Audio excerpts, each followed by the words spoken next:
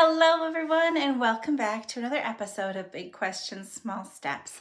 My name is Amanda and I'm so glad that you could join me again today. First off, before I say anything else, I have to apologize for my long absence.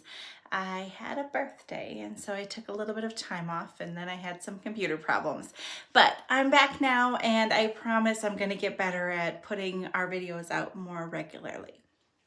So to recap on where we were, in our last episode, we talked about Anabaptists and that movement and how it started.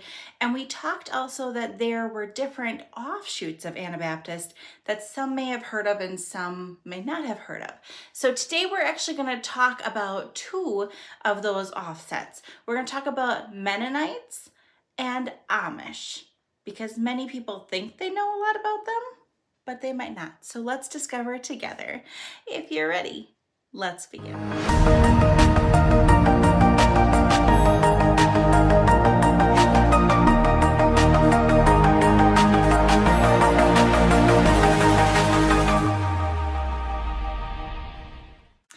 So we had talked about Anabaptists and how they started in England around the time of the Reformation, how that all started.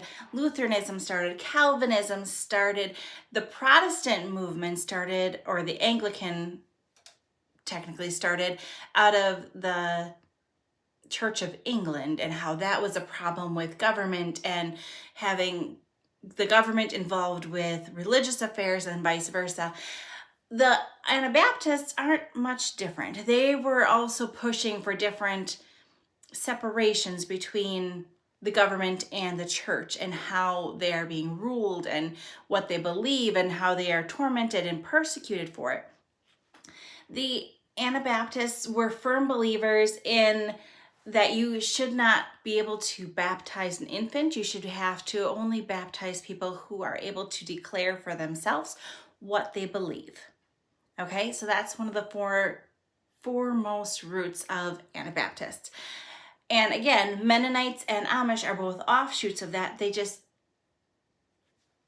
they interpret it in different ways, so they live their life in different ways.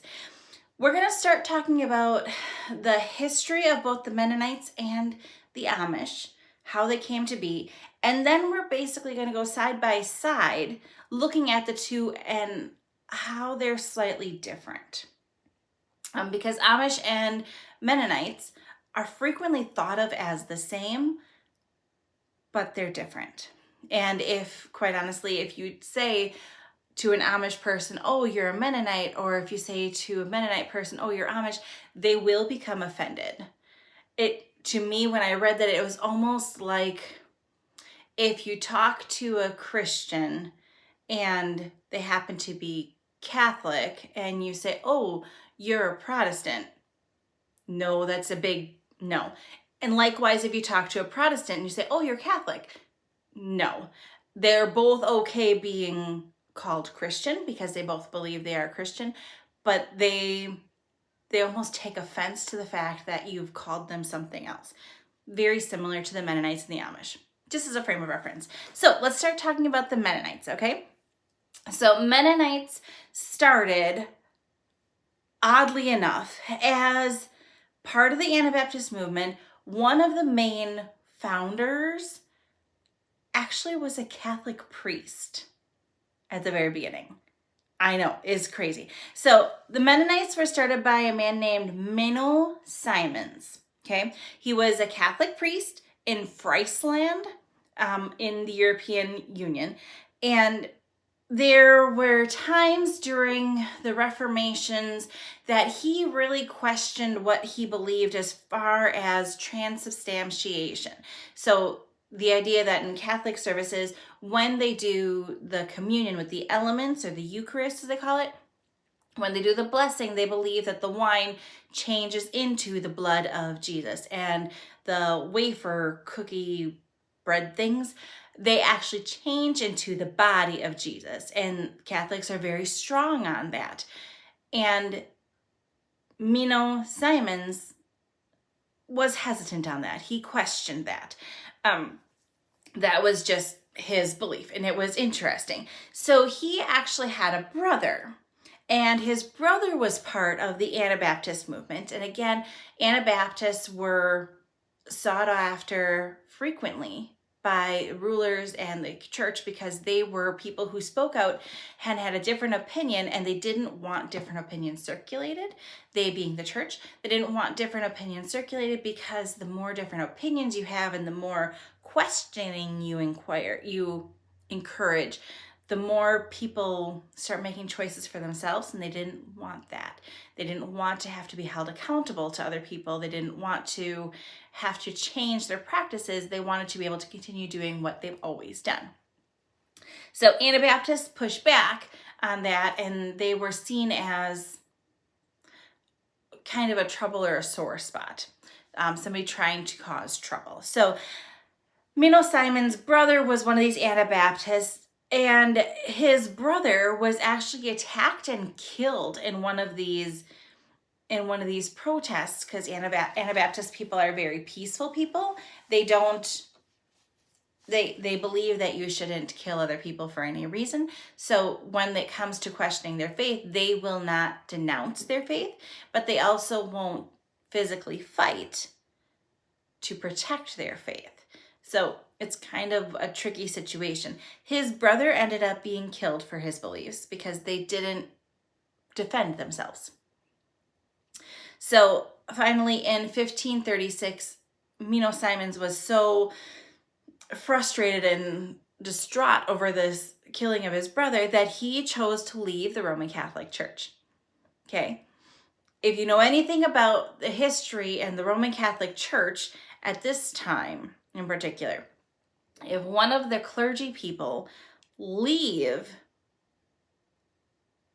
anybody leaves the Roman Catholic faith, they didn't really like that by any means, and they were kind of black marked in the community, but certainly clergy were almost persecuted. They were questioned at every turn. They were not seen to be a reliable source in the community. They were looked at with question all the time. So he left the Roman Catholic faith. He needed to flee from that area, and he quickly became a very prominent leader because of his knowledge and what he's seen and his passion in the Anabaptist movement. For the remainder of his life, because he was a former priest, he was always essentially on the run, or he was in danger. So for the rest of his life, he was constantly being sought after to be persecuted, to be harassed because of his beliefs, put on trial and made to question who he is, how he believes this, what he did wrong, things like that.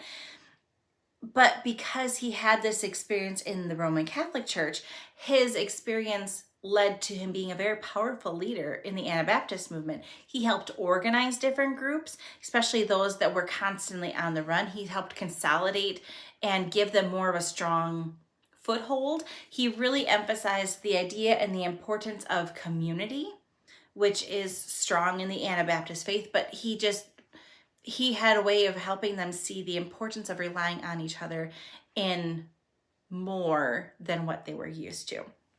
So he was a great leader. It is well known. Mennonites actually comes after his first name, Menno, and just giving him that homage and respect of that they are following in what he taught.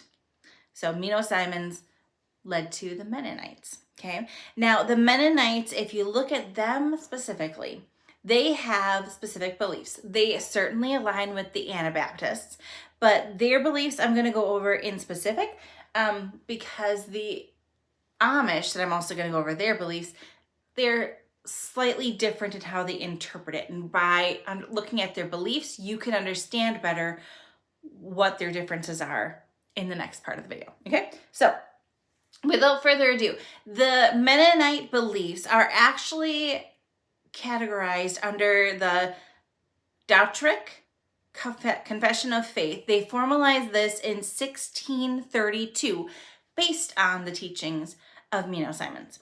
So there is baptism of believers only, so adult baptism only, Washing of the feet, they believe that's very symbolic of servanthood, and Mennonites in general are very big on serving and mission work and things like that. They believe in church discipleship. They believe in shunning or excommunicating, but they believe and act it out differently than the Amish.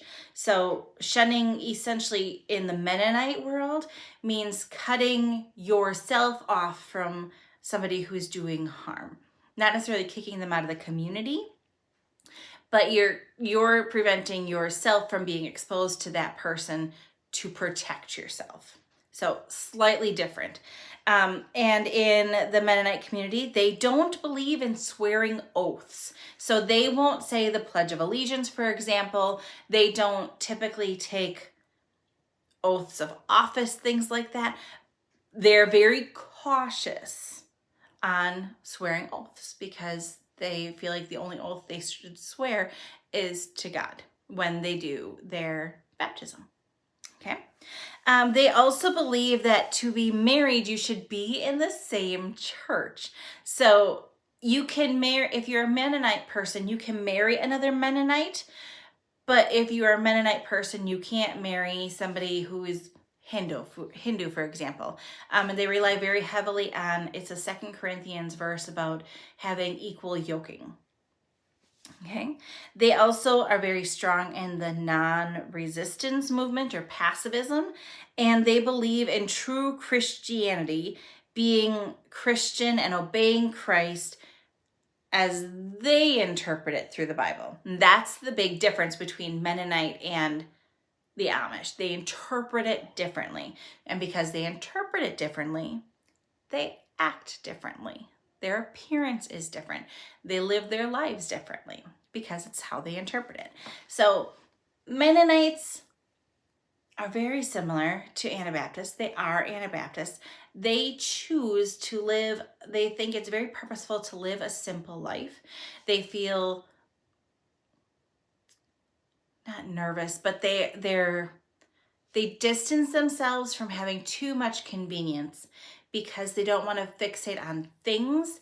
They want to fixate on their pure purpose to serve others as Christ would serve. And they feel like the more stuff they have in their life, the more that takes away from that purpose. So that's their purposeful separation. Okay. Now, let's switch gears and we'll talk about the Amish. Okay.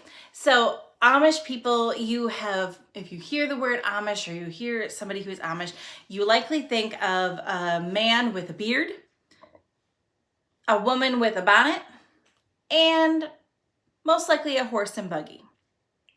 Okay, and that would be accurate, but there's also differences in there. So let's talk about how they started and then we'll talk about what they believe. Okay, so the Amish actually were started by a man named Jacob Ammon. Okay, he was a Mennonite.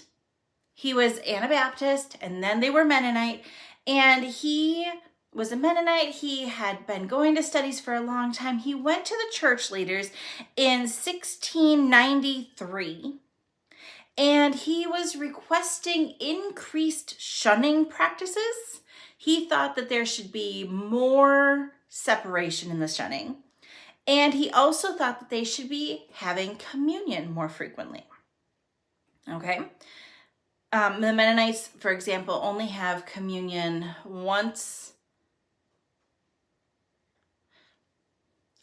a year. Once a year, and I think even that's an increase. At the very beginning, they had it only once when you were baptized into it. That you didn't need that constant symbolization, refresher of communion and Jesus' gift. So Jacob wanted more communion and he wanted increased distance in the shunning. Okay, the church leaders that were Mennonite, they discussed it, they disagreed. There was discussion that continued roundabout with them and Ammon, and essentially that led to a separation. Ammon just couldn't get on board with what the leaders were saying. The leaders didn't understand and support what Ammon was saying, and they essentially parted ways. It was a very amicable part. Typically today, even still, if you go to an Amish person or a Mennonite person, they don't have ill will towards the other. They just exist in their separate camps. That's just what they do. So they had the split.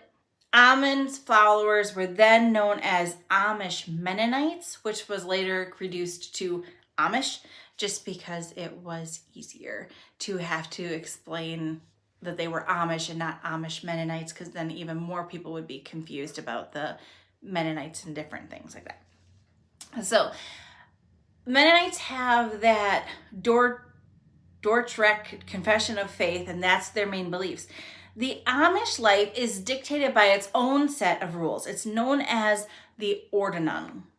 And every community has their own set. They may have some that are similar, but they will have different interpretations or different rules that are how you are to dress, how to carry out your life, every aspect of your life based on their interpretation. Again, every split is based on interpretation. Okay? And this interpretation has led to over 40 different types of Amish.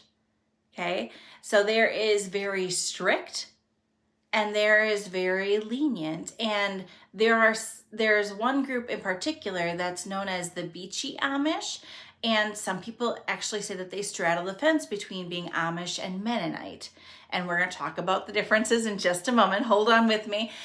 But it's a whole spectrum, and every group, again, is based on how they interpret it. Now, if you are Amish in one group, it is quite possible for you to be Amish and change to another community. It's possible. It's just not very common because the community is so interwoven. It's not common for people to leave and change communities like that, okay? So some of the different notes, because again, it gets very fine-tuned, and when I was researching and finding out that there were, some people say 40 different subsets, some say there were 60 different subsets of Amish. I'm like, okay, well, what's the difference? Why did these all split off? Some of their reasonings are so minute that from an outsider's opinion, I'm like, really? You couldn't get along with this?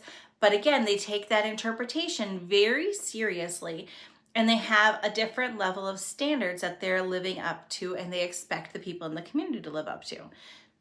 So they made those choices. So here are some of the differences that led to those over 40 different subgroups, okay? Hang with me. There are differences regarding the primary language. Some have German, some have Pennsylvania Dutch, which is a kind of mix of German and Dutch. Some have Swedish, some have Armenian. There's different languages that are spoken, okay? There are differences according to buggy color. Most of the buggies that you've seen are black, but there are ones that have white tops or yellow tops or gray tops, or they have striping. Some have a orange hazard symbol on the back. Some think that's too worldly and they'll have reflective tape. Some have lanterns on the sides. Some have lights that are charged by the rolling of the wheels. It's all their interpretation, but they have different buggies. There's also differences regarding their shunning practices. Whether if you leave before what's known as Rumspringa, or the teen runaround years, before you get baptized, you have this Rumspringa where you can go out and experience the English world and really confirm that you want to be in the Amish community, or if you want to separate. Some believe that if you leave before you have been baptized, then you're not really shunned. You're still welcomed back at the community. You're just not a part of the community. And some believe if you leave, whether it's before or after baptism, you are shunned, you are essentially dead to that community. It's different practices, okay? There are some that will have indoor plumbing, and there are some that will refuse indoor plumbing. And oddly enough, those groups tend to be in really cold areas. So I live in Wisconsin, and I have been in the English world my entire life. I can't imagine in the middle of a really cold winter not being able to use the bathroom facilities in my home not having running water in my home, that I would have to go outside to do any of that, to get water for a shower or to wash dishes or anything like that. That seems a bit excessive to me, but I'm not Amish. There are also groups that have running water in their houses. Again, it's all about interpretation. Another difference is regarding motorized equipment. There is a lot of the Amish community that revolve around agriculture. Of the 40 to 60 different subgroups, only 2 different groups allow tractors. Many of them will allow a generator to be in the barn to use to charge different tools that they may use, or they might have a generator on the edge of their property, so it's there, but it's still inconvenient to go and charge or use it. It's all about differences, all differences. There is a difference that has caused splits regarding the length of a man's hair. Some believe that they should have the bowl cut, which is pretty close to their head. Some believe that men should have about shoulder length hair. Typically, women are not allowed to cut their hair, interestingly, but there was a big difference in interpretation about the men's haircut length, and that caused a split. There's also a group that split because of their suspender usage. They typically don't use belts. Some say suspenders are fine. Some say, okay, you can use a suspender, but only one strap. And some say, no, you can't use a suspender at all. That practical thing, that convenience that you have in your life, and that interpretation for how you view that is another cause for a split. Another reason that they split is the use of bonnets for females. There are some that have big bonnets. There are some that have see-through bonnets. There are some that don't use a bonnet at all, and it's more of like a prayer shawl that's lace that kind of wraps the head. Everybody's different. Typically the hair is back in the Amish community, but the bonnets, again, is a difference. The colors of the clothing is a big difference. Some will only let the men wear white shirts. Some have solid colored shirts. Typically, the Amish people will not allow patterns, which is intriguing because their quilts and things that they make are very ornate and very beautiful with colors. There are some groups that you can only wear certain shades of colors. It tends to be the same style of dress. So men, they make their pants. The women make the pants for the men. They're all the same style. The girls have typically one main style of dress. You might have a couple of variations, but it's one main style. And typically that's handmade as well. So there's that uniformity in there. There is difference over the length of a dress. Now, I'm not talking significant length. Typically, women are supposed to wear dresses in the Amish and Mennonite communities, but in the Amish, there was a big difference on what a long dress meant. Did it mean mid-calf? Did it mean ankle? Did it mean it had to touch the shoes? And that may seem like a small difference, but to the Amish, it's how they interpret it. And that again is cause for another split. There is a difference of opinion regarding alcohol and tobacco and how and when that's appropriate. Can you grow tobacco? Can you smoke tobacco? Can you use alcohol for cooking? Can you use it for entertaining? What is your beliefs in all of that, and how is your tolerance of that?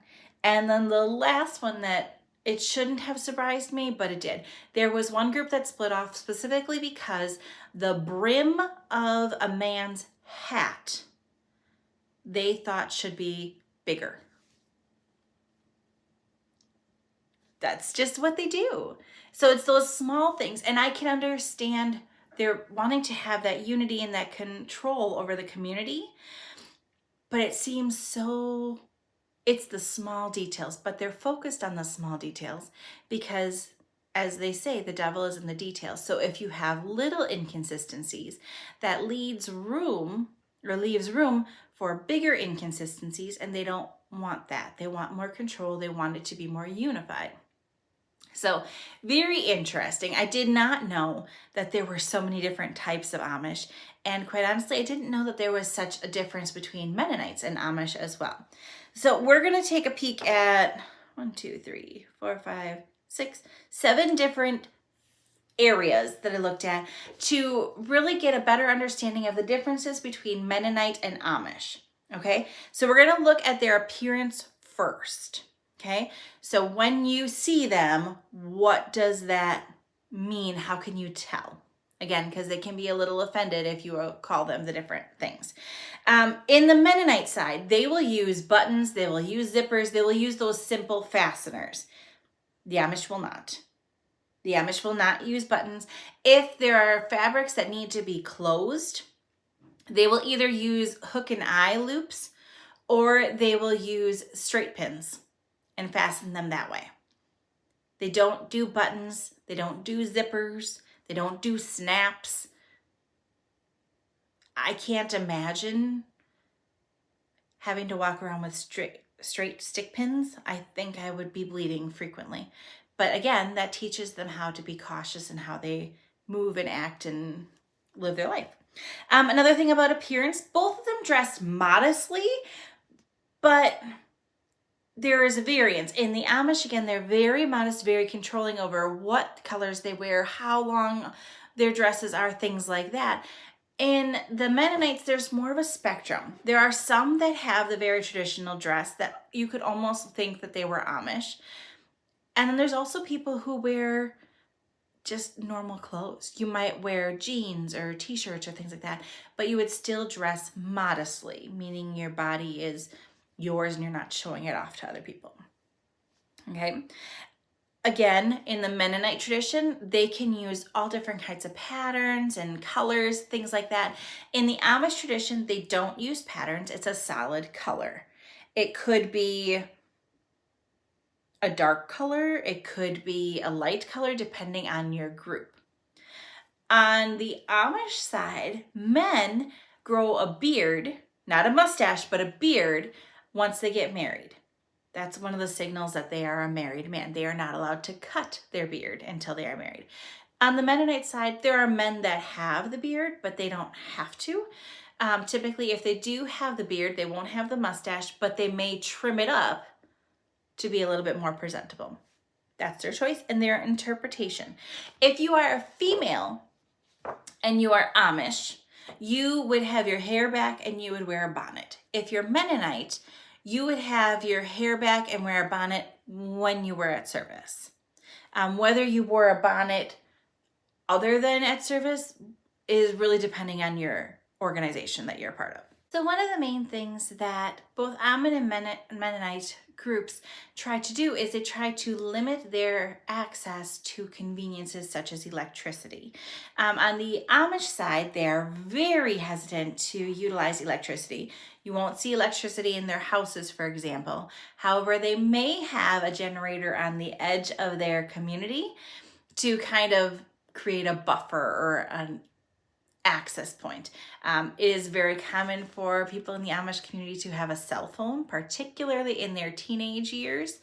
But again, you can't charge a cell phone unless you have access to electricity. So they'll use the generator for that. On the Mennonite side, they will be cognizant of the electricity.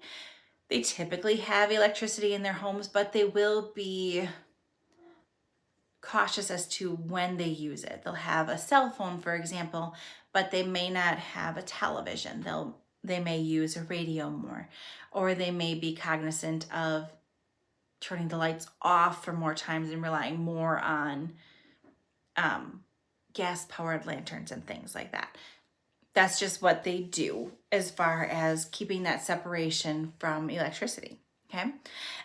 In society in general, the Amish are very separate. They don't want to interact with the rest of society. They refer to it as the English world because it's more of a distraction for them. And the more they see and experience with the English world, the more they feel they'll be tempted. So they make that purposeful separation.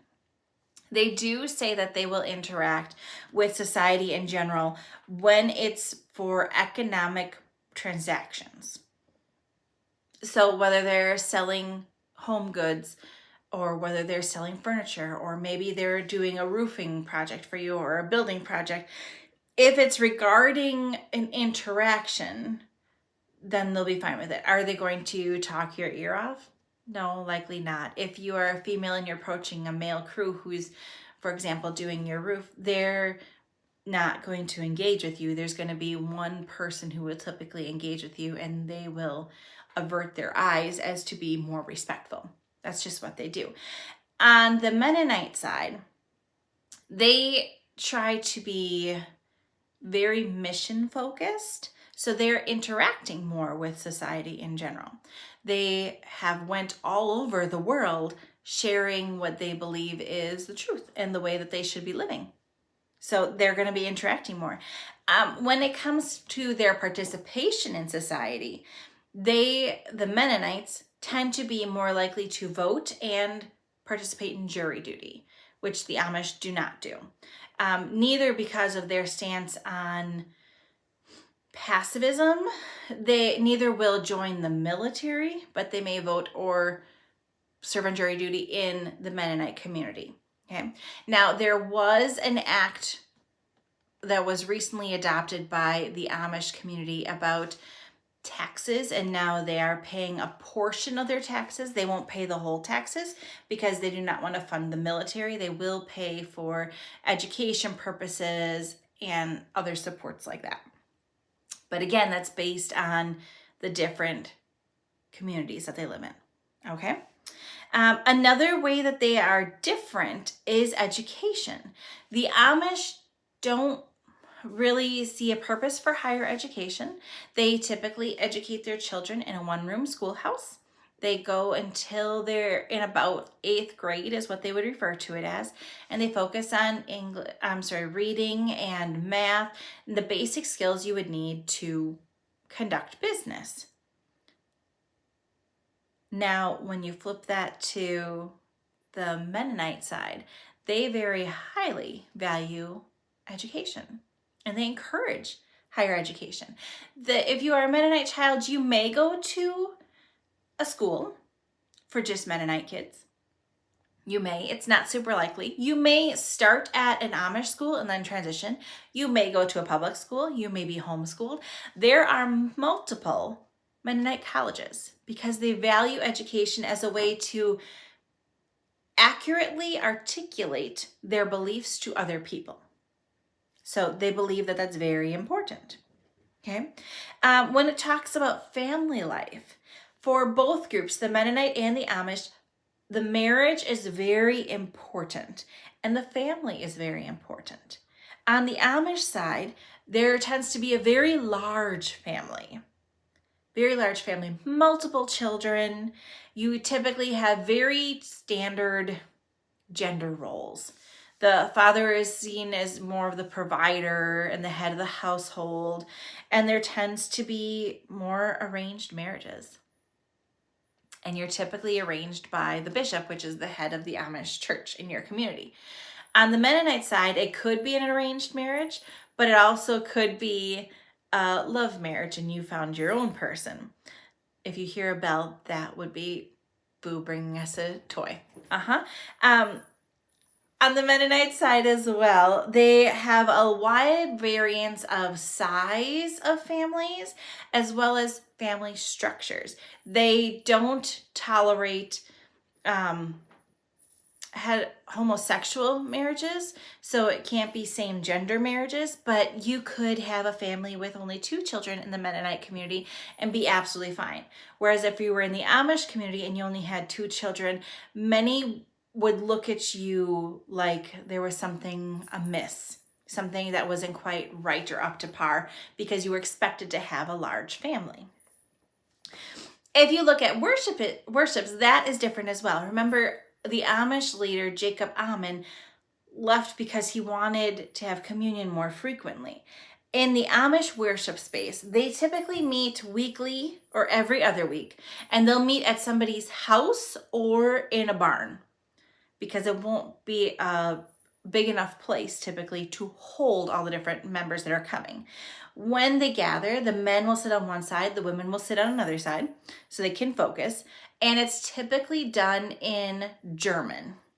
That's the typical service is going to be done in German. There's going to be a lot of a cappella hymns that are sung, and they tend to do 4-part a cappella. Now, I love music, and so I'm intrigued as to how the kids learn the 4-part harmonies growing up. That's just a little bit side note intriguing to me, but that's completely fine. And again, they have communion where they have the elements twice a year. And in some communities, that's paired with foot washing as a reminder to be a servant. In some. On the other side, the Mennonite community meets weekly. They're very focused on mission work. And because it's a large focus, they do a lot of traveling and encouraging other people to share the missions, okay? They have a cappella music, but they also incorporate instruments depending on your community. May incorporate organs or harmonicas or guitars in particular. And frequently with the Mennonite community, because their service is about an hour, they will have Sunday school, as they call it, for both children and adults alike to further their knowledge. Now on the Amish side, just as a frame of reference, they don't have the Sunday school, but their services are between 3 and 5 hours long. So length of time is definitely different. In the Mennonite service, it is typically done in English, not German, or the local language. So again, the Mennonite church is very big on missions, and that one of the areas that they have a lot of missions and churches in the Mennonite community is in Africa and Ethiopia. Okay, well, English is likely not the first language spoken in Ethiopia, so they would use that local language as the main language for the service. Okay, and the Mennonite churches typically have a meeting space where they meet. They don't call it a church, they call it a meeting space or a worship space, or even a meeting house. One of those 3 combinations is what they will refer to. And then talking about how they have spread so differently. So the Mennonites, again, are very focused on mission. So they have a large U.S. population, but they also have settlements in Mexico, Paraguay, Belize, Bolivia, Africa, Asia, Europe. And actually, if you looked at the top 5 places where there's over 100,000 people of the Mennonite community, it would be the Congo, Ethiopia, India, US, and Canada. And that was very intriguing to me. Very intriguing. On the flip side, when you look at the Amish, they are very much focused and condensed in the US. They have some in other parts of the world, but it's mostly in the US. And the top 4 states are Pennsylvania, Ohio, Indiana, and Wisconsin. I was shocked to find out that Wisconsin, where I live, is the 4th most popular place for the Amish communities. Intriguing. Now, I do know that there's Amish in Wisconsin because just 5 miles down the road, I know there are a couple of Amish houses and there's an Amish school. So it's interesting. I knew they were here. I didn't realize Wisconsin was such a popular place for it, quite honestly. So intriguing. Very, very informative, this research. Very informative. And I'm particularly interested in our next video because this one, again, Anabaptists are very much focused on you get baptized when you can articulate your beliefs. And so they'll do adult baptisms. Our next video is actually going to be on the Baptist faith. And I'm interested to see how that's different than the Anabaptists. So, if you liked today's video, please go ahead and give it a like. Hit subscribe so you can see when I post that next video. And I promise I will post the next video next week so I can get back on a schedule for you, okay? If you enjoyed today's video, please make sure to like it. Hit subscribe. Thank you so much for taking the time to be with me today. I love learning with you because the more we learn, the more we know, and the more we know, the more we grow.